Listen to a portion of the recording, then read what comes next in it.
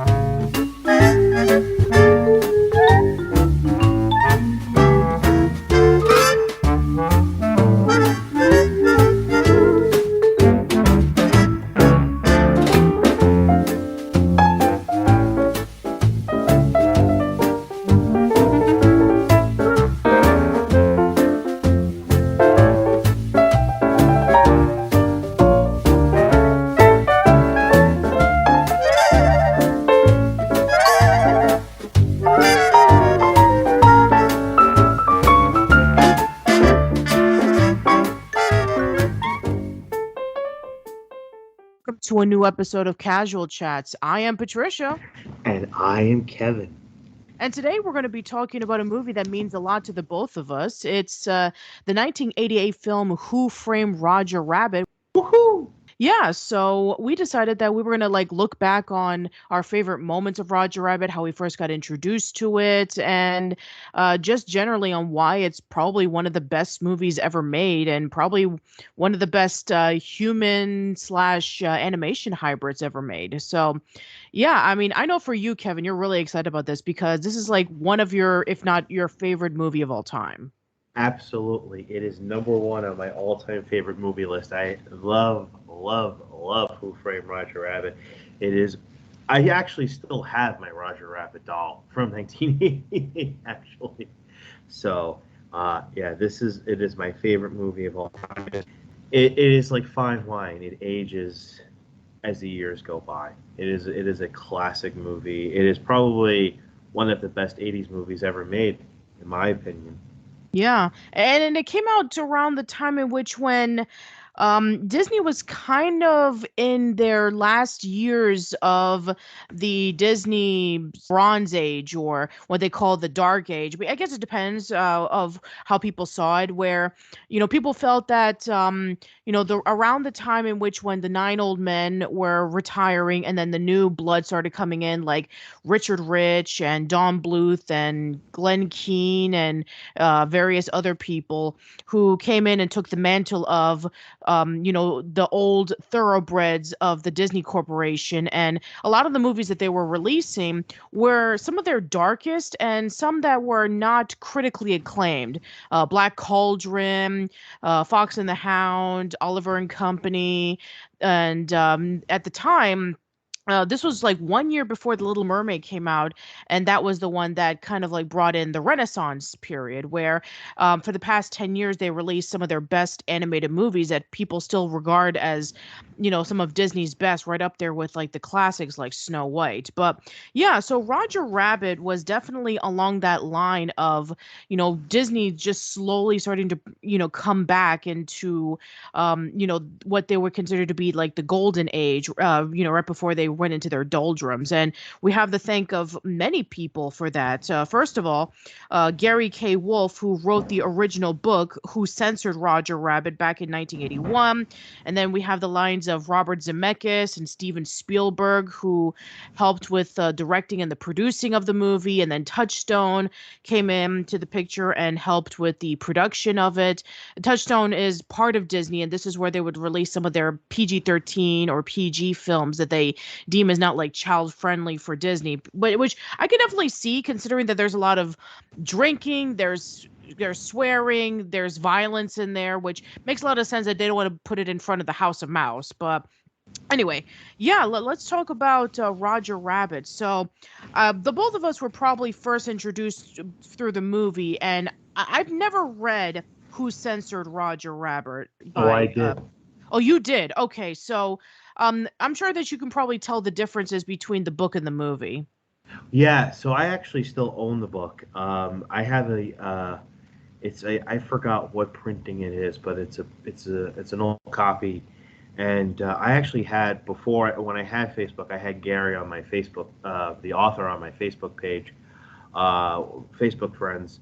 So the book was very, very dark compared to the movie. In fact, it's kind of weird to say because both the movie and I don't mean this in a negative way or a bad way. I love the book. It's actually one of my favorite books. Ironically, the movie is one of my favorite movies of all time, and Who Censored Roger Rabbit is probably is actually my favorite book of all time. If you read the book, it's almost like it's a separate entity almost from Roger Rabbit. First thing is that there are cartoon cameos in the book, but they're mostly comic strip characters.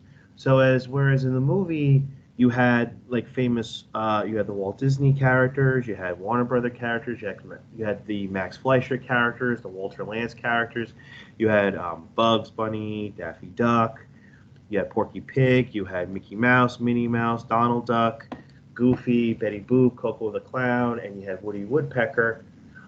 In the book, you had Garfield, you had Snoopy, Blondie and Dagwood, even Kermit the Frog. There was a Muppet reference in the book, which I was like, oh wow, that's pretty cool. And in the book, the characters do not speak; they talk through thought bubbles. So when you read the book, the characters, Roger Rabbit and all of them, they talk in a thought bubble, and it's actually seen through Eddie's point of view. In the movie, it seemed like it through Eddie's point of view. Um, there was no Baby Herman or Judge Doom in the, and I don't want to spoil the book because it's really good, and I really think you should give it a read. It actually was interesting because at the time, uh, the book was out of print. I don't I know the author had done a sequel to the book, and I think they did a reprint. But at the time when I wanted to have the book in my hands, I could not find a copy to save my life. I went to my local library at the time. I couldn't get it. I went to every bookstore, and I lived in Brooklyn, not too far from the city.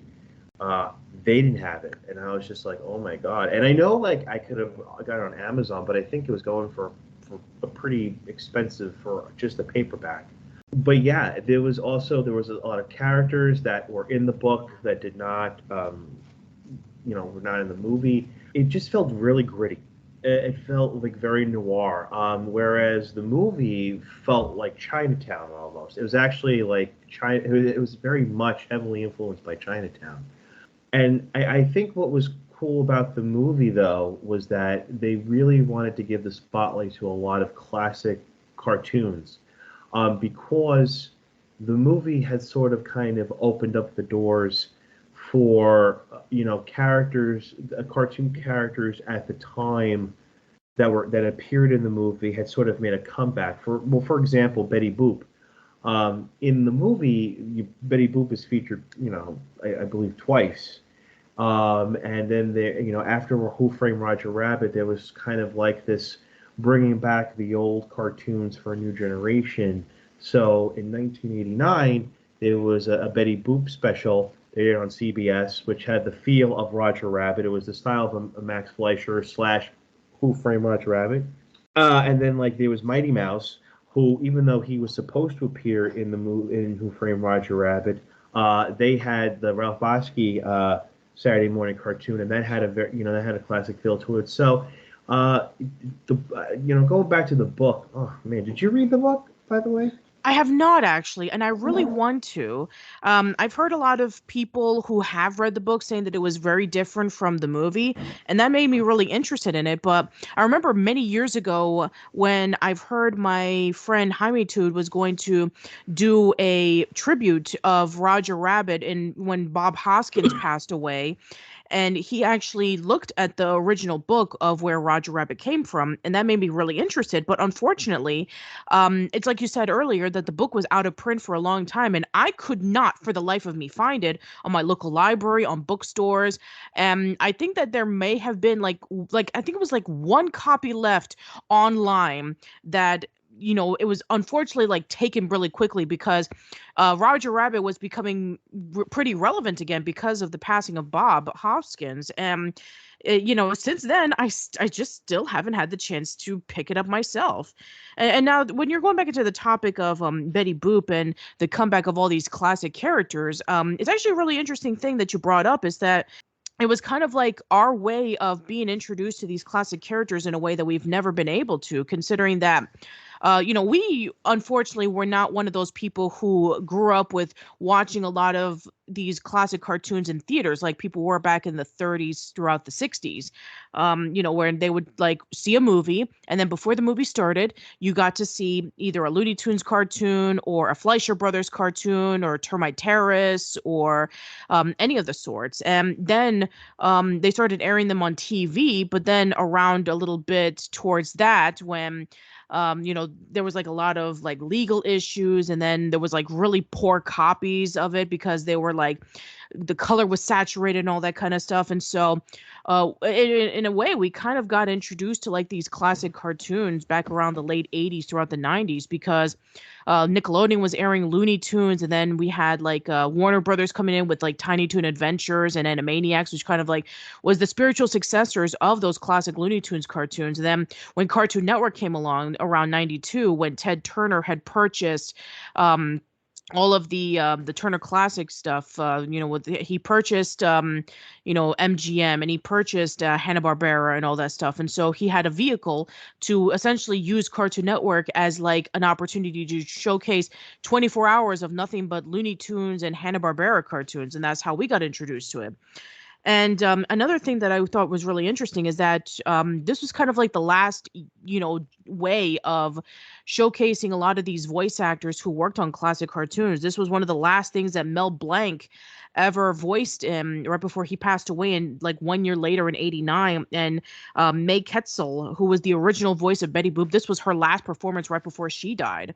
So I thought that this was like a nice way of transitioning from the old to the new, where we got a first taste of the classic cartoons, and then throughout the 90s we were like abundantly showcased with them, whether it be through the reruns on Cartoon Network or whether we got the spiritual successors of them with Tiny Toons, Animaniacs, Tasmania, and various others. So I just thought that that was like a really really great way of being introduced to it, and we mostly have to thank Roger Rabbit for that. Yeah, I actually think it's really cool how Roger Rabbit had such a big influence on not just the 80s but in future cartoons, like with Tiny Toons and all that. And then of course you had a lot of films that were somewhat tried to duplicate Who Framed Roger Rabbit with that style. That had, Roger Rabbit. There were films prior to Who Framed Roger Rabbit who combined live action animation, but Roger Rabbit sort of kind of like kicked the start with like Cool World that came out in 1992. Then there was Space Jam and Space Jam Legacy and Looney Tunes Back in Action. So, And don't forget about the Chippendale Rescue Rangers just recently on Disney yes, Plus. yes, I can't, that you can't, that was really good. And actually, Roger Rabbit had a cameo in that. I don't know if you remember. That's right. Yeah.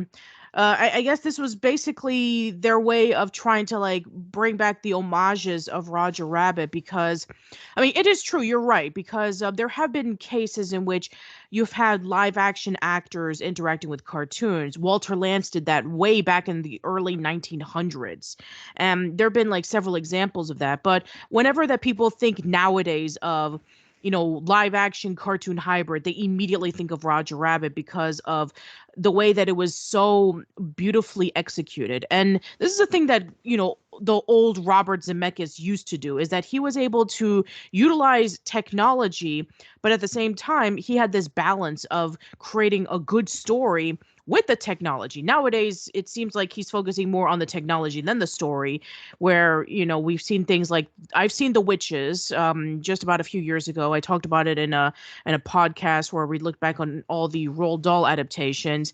I try to watch the Disney Plus Pinocchio. I couldn't even get past the first 15 minutes, so I'm sorry for The those. remake of Pinocchio? Yes, that's the one. Yeah, not the Guillermo del Toro one. I still haven't seen that one yet. Oh, that was very good.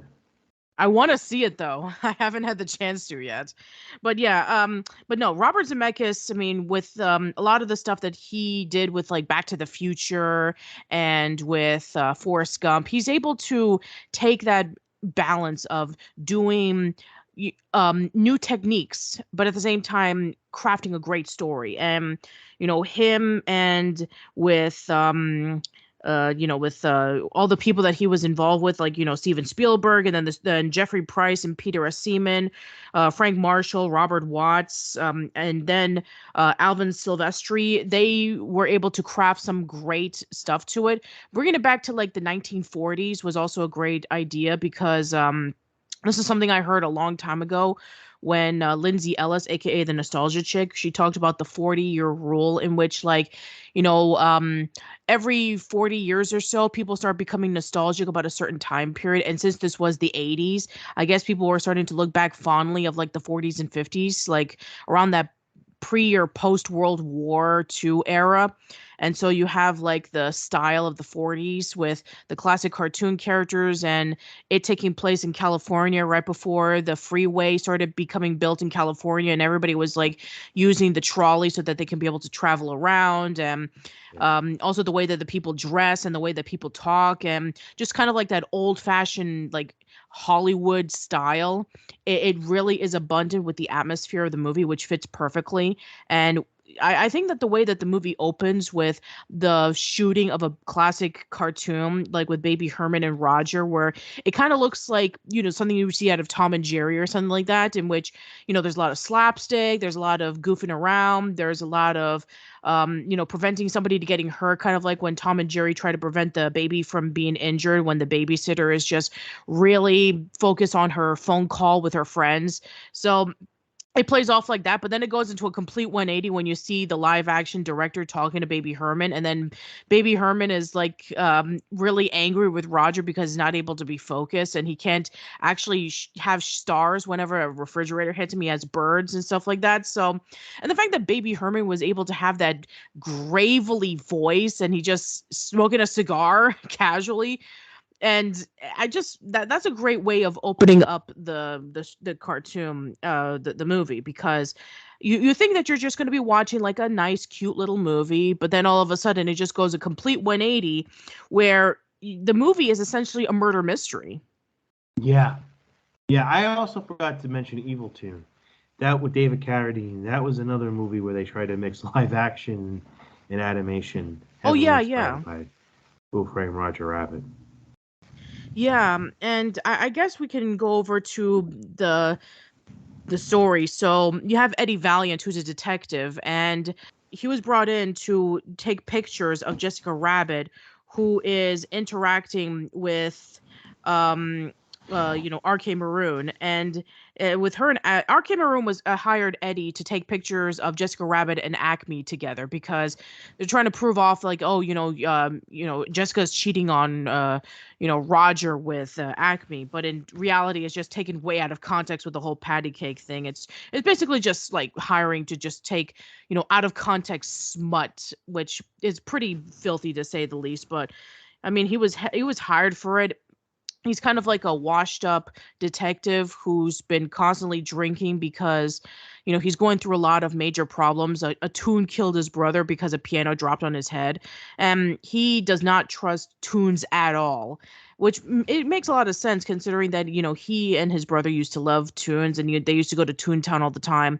But then when his brother was killed off, he basically just lost his will to help anybody out. And nobody really treats him seriously anymore because of his drinking problem. But Bob Hoskins does a phenomenal job of playing as this character. He is great. I would say that he is one of the major reasons on why this movie works so well. Mm-hmm. I would say that this is probably one of, if not his best role that he's ever played in any movie or TV show that I've seen him in. Mm-hmm. I totally agree. It had a very good cast. Christopher Lloyd was also very good. Oh, yes, absolutely. And Probably one of I my guess it's not too much of a coincidence that Christopher Lloyd was going to be in this movie because he played as Doc Brown in the Back to the Future movies. And, with this one, he was like a villain. Like, he was a threatening villain that, he just comes across as like this eccentric businessman, but then you realize he's behind the whole thing. And the way that his presence comes in, especially in that scene in which he brings out the dip, it is terrifying.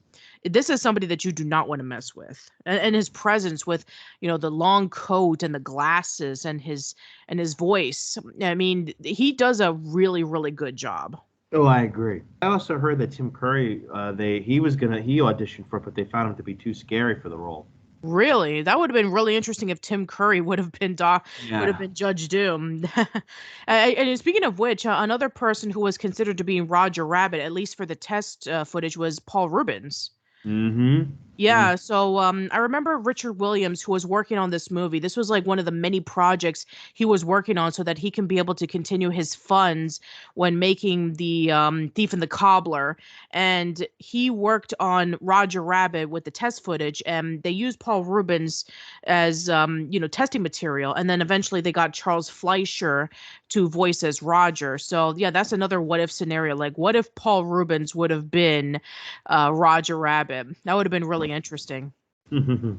Yeah, but I have to honestly say that the films itself is it's amazing. I love Who Framed Roger Rabbit. Yeah, I would say that the casting was excellent, by the way. I mean, the fact that you're able to get like these live action actors who are able to they treat it just as seriously as anything. I mean, they're not just like, running it off, like they're not breaking the fourth wall saying, "Oh, we're like in this like stupid cartoon thing." No, they're treating this like it's a legit murder mystery. It's really great about how they're able to walk that fine line of, yeah, we're solving this mystery about, this that Acme, this major cartoonist, was murdered, but at the same time it's like you have a whole bunch of cartoons who are to blame for this. But I mean, Roger is the one who is blamed for this murder because they're able to find evidence of the rope that had some paint with his gloves on it, and then there's also the fact that Roger had a legit vendetta on Acme because he found Acme playing patty cake with his wife. So yeah, I mean, you could see the reason on why they would blame Roger for this, but then Roger goes over to Eddie saying that he was not responsible for this. And then it just goes to this really interesting story about like, okay, who was the one responsible for killing Acme? Well, I don't know if you it's kind of funny though because when we all watched that scene, I think we could all say that it kind of went over our heads. Oh, I know the scene you're referring to. Why don't you go in Yeah. depth with it? Go ahead. No, well, it was actually for sex. It was actually meant to be. It was Yeah. actually a code for sex, but the joke was that they actually were playing patty cake. That was. I know. That's what makes it brilliant. It's like, it made it sound like it, but then in reality, when you're just looking at the pictures, it's just patty cake. And I guess that makes a lot of sense. It kind of reminds me about like those innuendos that they used to have, in which like it makes it sound like it's something like really suggestive, but in reality, it's just harmless. But Mhm. Roger takes it as seriously as if Jessica actually did have sex with Acme, which that wouldn't have been the case at all. But no, I get what you're saying. I mean, there's a lot of innuendos in the movie, which you have Dolores when Roger was in his coat and then he fell down he fell down in the bottom of his waistcoat, and then Dolores says, "Is that a rabbit in your pocket, or are you just happy to see me?" Hmm. I was Yeah, so really. there's a lot of Oh, moments like that. yeah, I was actually disappointed that they didn't go ahead with the sequel because they were going to do, if I remember correctly, and if anyone wants to, correct it in the comments, please do. But I do remember there was a script for a sequel called Roger Rabbit Toon Platoon, I believe, where it was a prequel to Who Framed Roger Rabbit, and it was going to be in the style of live action animation. And basically, it was going to have Roger Rabbit drafted to fight in the war, World War II, and he becomes best friends with a man, a young man who wants to become a star in Hollywood, but ends up becoming a stunt double. And now that I think about it, kind of like sounds. I don't know why it makes me think of Once Upon a Time in Hollywood. I think because it shows like how like that was going to show what Hollywood was like in the 40s, and Once Upon a Time in Hollywood is kind of like shows what Hollywood was like in the 60s. And then of course Cliff, Barton, the stunt double and all that. But I was going to show Roger Rabbit how he met Jessica, and there was going to be apparently there was going to be a lot of animated character cameos in the army base. Yeah. And if I remember correctly, it was actually the plot was going to be Roger Rabbit trying to find out who his dad is. Spoiler alert: it was going to be Bugs Bunny at the end. But I also believe that they were going to have. I remember there was going to be a ton of character cameos. I even think Rocky and Bullwinkle were going to be in it, and they came out in the '60s. And I think there was going to be Hanna-Barbera characters. I think they were going to go off the wall with Yeah, trying to. I remember like in one of the storyboards that Tom and Jerry was supposed to be in there, but they weren't able to get the rights to Tom and Jerry. Well, yeah. Well, that was the first film, and they were supposed to get Popeye and Pluto and Olive Oyl and Sweet Pea and the Max Fleischer Superman. Uh, they were also going to get Casper, Little Lulu, and I believe the rumor, or at least in the sketch, it looked like a character, Baby Huey and Little Audrey. They were going to get some Harvey Toon characters in there as well. But I do believe that in the Toon Platoon script, if I read it correctly, I don't know if it was fan made or what, because this was a long time ago, and then anybody can put anything online and say it was real, and you had to use your best judgment or take it with a grain of salt. But I remember there just being like this insane like character cameos of characters who weren't even created in the 40s that were just going to be in the film. They're just going to throw all these characters in here and stuff like that. Yeah, can you believe? I remember that around 2020 that some unknown person online actually leaked the entire script.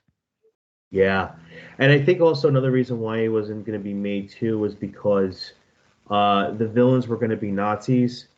Oh And yeah, and that was when Spielberg was working on Schindler's List. yeah, and he had said that he wasn't gonna like kind of like he was kind of like not do films associated with Nazis, because I think what happened was, if I remember correctly, the stunt double, he was gonna find a girlfriend. There was a live action female character who was the love interest of the male live action male. And then Jessica Rabbit was going to fall, and then they get captured by the Nazis, and there was going to be like this leader of the Nazis or what have you and stuff. And then Spielberg was like, "No, I'm not going to do that." And then, yeah, I don't Yeah. know if that was going to happen or not, but I mean, I would love to have read the script because it was going to show how the characters are and all that stuff. I mean, the script is online for people to read, so if they're interested about what we could have had, it's there for you to check it out. Yeah, yeah. But yeah, I would have loved to have seen a what if scenario if we could have gotten that Mhm. animated sequel that was teased for quite a while. I remember that, people like Eric Goldberg was going to be working on it, and also the animation director behind Pocahontas were involved with it. But yeah, it just never happened, unfortunately. And even with like many years after Roger Rabbit came out, they try to do like various versions of a spiritual successor to Roger Rabbit. I mean, do you remember when Bonkers the Bobcat was supposed to be like their version of Roger Rabbit, but an animated series, but then they decided to go fully animated? Exactly. I remember Bonkers. But before we get into Bonkers, I want you to tell me your top five favorite scenes in Who Framed Roger Rabbit. Oh, that's a great question. Okay. Okay, let me try to think about this. So, let's see. My number, okay, and this is no particular order, by the way. One of my favorite moments is the dual battle between Daffy and Donald in the piano. Another one of my favorite moments was when Eddie is trying to find Jessica when he finally arrives in Toontown, and then he's chased off by that crazy granny that's very reminiscent of, Red Hot Riding Hood from the Tex Avery cartoon. I mean, even that moment when Eddie first enters into Toontown is a very memorable one. And then, eventually when he's falling down, and then he meets up with Tweety, and then he's falling down, the building, and then he meets up with Bugs and Mickey Mouse, which I never would have thought in a million years, like, wow, you get to actually see Bugs Bunny and Mickey Mouse together, which is amazing, by the way. And another one of my favorite moments was probably when Eddie Valliant is playing off the jukebox, and he's able to act really silly so that he can be able to distract the weasels and make them laugh. And yeah, and I think that another one of my favorite moments was just like the really dramatic moments where we see Bob's acting as Eddie, where he's like reminiscing about him and his brother when he got the photos back from Dolores, and he's just like looking at all the happy times that they used to have, and just like looking at the empty spot where his brother used to sit with all the dust that's collecting and all of his stuff that's just like long and forgotten. And yeah, I would say that another one of my favorites, this is my last one, by the way. My final favorite moment when he was able to like get um his basically he was able to like have that talk with Roger at the movie theater and explain to him about like why he hates cartoons so much, and then he explains that a tune killed his brother, and that's when they're able to like have their relationship even stronger. So yeah, those are my moments. How about yours? It'll definitely have to be the scene with Mickey Mouse and Bugs Bunny, and then the scene with Donald Duck and Daffy Duck at the Ink and Paint Club. And then I would have to go and say definitely the end scene with Eddie fighting off a Judge Doom. That's three. And then the other two would have to be. Oh, this is a tough one. The end scene, of course, with all the tunes when they come into the Acme factory and they hear the reading of the will. I guess the bar scene when Eddie gives Roger the drink to distract the weasels and Judge Doom, and they escape and they go on to Benny, and that whole scene, I guess, until they go to the theater and they watch that goofy cartoon. Yeah. Well, Those are really great scenes. yeah. What I find interesting though is that it's kind of interesting because I know a lot of people have spoken about this, and it became a very touching subject because apparently, now that that Disney is no longer going to be doing Song of the South, apparently Bear had a cameo in the movie, and they didn't know like what to do about that. They didn't know if they were going to replace him or they were going to like take him out. But I just thought that was kind of really insane about that, And I was like, oh man, I didn't even notice that. I didn't know that's either, considering that they released Song of the South on VHS at the time. I mean, I guess maybe around that time, maybe it's the controversy started to build up, but I wouldn't think that it would have been like a possibility that that would have been one of the reasons why he was cut from the movie. Well, apparently there was a lot of Song of the South cameos. There's Tar Baby, real quick, when Eddie goes into Toontown, and Yes. then there's also the birds that sing Zippity Doo Dah. Yes. So yeah, and then I believe there was supposed to be a Brer Rabbit, sorry cameo, but they took that out. So yeah. Interesting. Yeah, I mean, I know that there were a lot of characters that they wanted to include into Roger Rabbit, but they just couldn't for various reasons, whether it be a distribution rights issue or maybe it was like a time constraint or something like that. But yeah, I mean, for the cameos that they were able to get was just absolutely incredible. I mean, other than other than Chippendale Rescue Rangers, I mean, I mean, at the time, you could have never seen Disney, Warner Brothers, Fleischer, and various others all in one place because, Hmm. man, like the copyrights issues would have been through the roof. But yeah, I mean, the fact that they were able to not only blend all of these characters together, and here's the thing, it's like, they're not just like having these characters for the sake of just like trying to overcompensate the fact that there's nothing else to see it. It's not like, oh, I remember this character, and you don't really care about the story or the characters, you just care about the cameos. It's like, no, it's almost like Wreck-It Ralph, in which, like, we're really excited about seeing like Sonic and Zangief and Bison and Bowser, but we also care about Wreck-It Ralph. We care about Fix-It Felix. We care about Vanellope, and the story is great, and the worlds that they go to are great. So I'm glad that they were able to use the cameos of Roger Rabbit as like an additional bonus. It's like it feels like it belongs in the world, Hmm. and it doesn't like overstay its welcome. I really like that because that stuff is really hard to do. Hmm. Like I'm sure that some people made the argument about like with Space Jam. It's like, okay, you have all of these like Warner Brothers characters and they're interacting with the human world, but essentially, I mean, let's be honest, we know what the Space Jam movie is. It's essentially like an extended version of those 30-second Nikes commercials that Michael Jordan used to do in the 90s. It's essentially that where they're able to basically build it up because those commercials were so popular. Let's just make an entire movie of it just for publicity and for selling stuff. And because Michael Jordan was at the height of his career, that's essentially what it was. I'm sorry for all the fans of Space Jam out there, but with Roger Rabbit, I mean, sure, you could have had just like, okay, the book of Who Censored Roger Rabbit is really popular, or let's just, bring in these cameos of all these classic cartoons or something like that. But no, they're able to use the basis of the story to craft something that's really engaging, and they're able to use the characters that they were able to bring in as like this really great bonus to really elevate what was able to show on the screen. That Hmm. is much harder than what you think it is. Oh yeah, I agree 100%. Yeah, so another thing that we got out of Roger Rabbit as soon as that was finished was we got some additional shorts with Roger Rabbit and with Baby Herman. Hmm. Yeah, That I so yeah, remember. why don't you talk about that?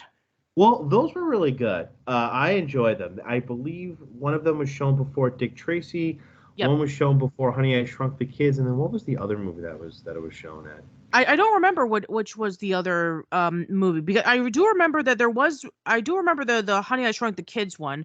I know that there was several of them. There was I think there was three. Yeah, there were three of them. There was Tummy Trouble, there was Roller Coaster Rabbit, and Trail Mix Up. And I know that from what I understand with the behind the scenes stories is that there was supposed to be a fourth one called Hair in My Soup, but that never got completed.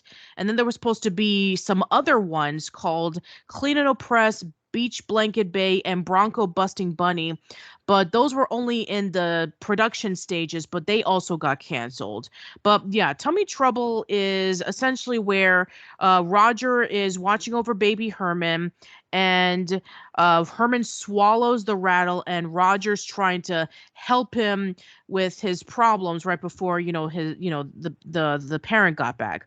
Roller Coaster Rabbit is essentially Roger, Baby Herman, and Jessica Rabbit, basically like they're in the theme park and they're playing a whole bunch of games and they're eventually riding on a roller coaster. And then finally, we have Trail Mix Up, in which you have Roger, Baby Herman, and Jessica, and they are at a park setting up camp. And then you have all the wacky shenanigans that you have while they're just in the woods. And I remember that there was like some of them that were released on DVD when Roger Rabbit was celebrating its 25th anniversary on Blu-ray. And yeah, I think I also remember that there was maybe like some production pictures of some of the canceled ones, but yeah, those were like the only ones that were ever made. And yeah, I think that very similar to like what we saw in the movie where you got to see Baby Herman and Roger playing off all these gags. Those were essentially that. Um yeah, all three of them are great, by the way. I don't I mean, what would you say is your favorite one out of the three? Oh, I love them all. Me I think too. That's really hard though. Big Tummy Trouble is my favorite. But why were the other ones canceled by any chance? I'm not sure actually. I don't really know why they were canceled. I mean, I think there was maybe um an explanation on why it was canceled. I think that it was something involving with like a disagreement between Steven Spielberg and Michael Eisner because they were just like having some, you know, they had like some butting of the heads about like what they wanted to see and like where the direction of where the shorts were going, and I think that it just became too big where it just never ended up going anywhere. I mean, that's just how it is sometimes. I mean, when you have like two major people in the industry, you have Steven Spielberg, who was acclaimed director, and then you have Michael Eisner, who was the CEO and president of Disney at the time. So yeah, I mean, when you have these two like disagreeing with one another, I mean, it's just like at the end of the day, it's one of them's gonna cave in, and I guess neither of them wanted to. I mean, and I guess eventually, Spielberg would go over to his own animation studio, Emblemation, and they did like We're Back a Dinosaur Story, Balto, and then Fievel Goes West, and then eventually, though, that company shut down in favor of DreamWorks. So I guess maybe Spielberg wanted some more creative freedom of Roger Rabbit, and maybe Michael Eisner wouldn't give it to him. I'm not sure. I mean, it hasn't 100% been confirmed on why they were canceled. Mm. But it's a shame too because I think that I mean it's Spielberg. I mean he's a freaking genius. Why are you going to disagree with whatever he's saying? Exactly. I agree. I agree. Yeah, Spielberg is probably one of my, if not my favorite film director of all time because of all the amazing films he was able to craft and also all the TV shows he was able to produce like Tiny Toons and Animaniacs. So, I mean, yeah, sure. I mean, he has, his ups and downs. I mean, so does everybody, but still it's like if it's for more Roger Rabbit, then give us more Roger Rabbit. And give us more Roger Rabbit. Yeah, exactly. Anyway, but yeah, unfortunately, since then, we haven't really seen a lot of Roger Rabbit. I mean, I know that there have been pushes for more Roger Rabbit stuff. I mean, we did have the books. I mean, just like you were saying earlier on the podcast, that Gary K. Wolfe has written more Roger Rabbit books. You were saying before that there was a sequel to the original book of Who Censored Roger Rabbit back in 1981.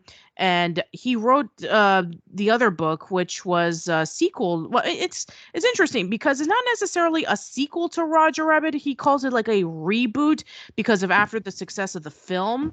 It's Mm-hmm. essentially that where he's able to kind of like rewritten the character into a kind of like similar to what it was in the book, because here's the thing that I really commend Gary Wolf for is that I've seen a lot of people who are really disappointed with how their adaptations came to be, especially if they take a lot of creative liberties. Roald Dahl is a prime example on this, where he hated Willy Wonka and the Chocolate Factory because they took too much creative liberties. He wanted to be exactly like the book. And he didn't make another film adaptation until the BFG, which was like, geez, like over like 15 years later. And so you have Gary K. Wolf who came along and he knew that it was going to be difficult to have a Disney-fied version of Who Censored Roger Rabbit. They were going to obviously make it a little bit lighter in tone. They were obviously going to maybe add some characters or remove some characters. And, instead of like comic strips, they're going to have cartoons. But here's the thing, he loved it.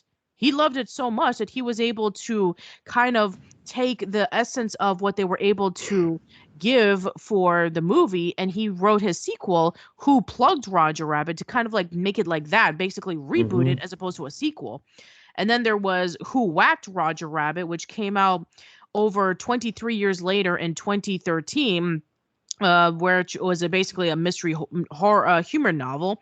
And then finally last year he written another book where he was able to tell the stories of Jessica Rabbit. Yeah, even though that the books have continued, we sadly will probably never get a Roger Rabbit sequel, unless of course if there's a miracle that we actually do get one. But again, the closest thing that we have right now is the Chip and Dale Rescue Rangers movie on Disney Plus. But yeah, I would say that even though that it's been over 35 years since Roger Rabbit came out in theaters, it's still a fantastic movie and one that I still think it holds up brilliantly. If you haven't seen Roger Rabbit, then what are you waiting for? Go watch it on Disney Plus and Mm-hmm. enjoy yourself. I mean, it's still a fantastic movie in its own right. I agree. I agree 100%. Still a very good movie. It's a classic, and also read the book too. Check out the book as well. You won't be disappointed. Absolutely. All right, so that concludes our Roger Rabbit discussion on Casual Chats. So, yeah, anything you got coming up, Kev? No, not yet. Unfortunately, I hate to do this, but the Star Street is probably going to have to be canceled. Unfortunately, I didn't want it to, but there was just some issues, so we're just gonna have to, yeah, unfortunately cancel. I'm sorry, everyone. Yeah, I'm sure that we'll find something else to talk about in the future, but until then, I think that we'll just leave it right here. So if you want to check out more of Old School Lane, we have a YouTube channel, which is youtube.com/Old School Lane. I have various social media outlets, so you can check me out on Twitter at Patty_B_Miranda. And as for the podcast, you can check them out on Spotify, Google Podcasts, Apple Podcasts, Stitcher, Radio Public, all those places. New episodes of the podcast will go there first, and then it'll go up in a few days on YouTube. So thank you so much for listening, everyone. Let us know in the comments below about your thoughts on Roger Rabbit. What are your favorite moments? Who are your favorite characters? What did you think of the shorts? What is your favorite spiritual successor of Roger Rabbit? Or maybe you're more of a fan of the books. Let us know about what your thoughts of the books are. That's it. Hope to see you around soon. Take care.